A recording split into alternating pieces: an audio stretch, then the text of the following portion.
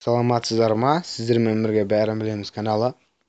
Бүгін сіздерге осы сурет дегендей қылып қалай жасайды деген сұраққа жауап беремін.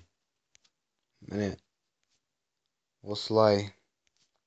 Қазір мен сіздерге бұны көрсететін боламын. Ал кеттік. Сол үшін сіздерге міне Photolab деген программа қажет. Осы программа арқылы істейміз оны. Кіреміз.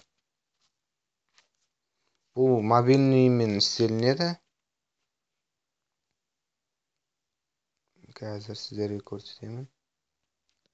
Міне мысалға мен мына актерларды таңдаймын. Міне өзіңіздің қалаған сүйікті актеріңіздің қасына суретіңізді қоя бересіз. Қазір мен өзім мына Мессиге қоямын.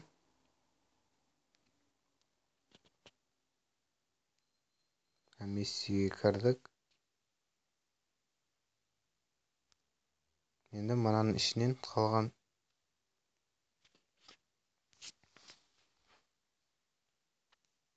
мысалға міне мына суретті қояйық.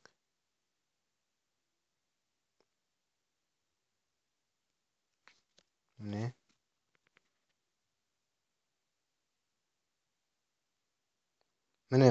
қойылды.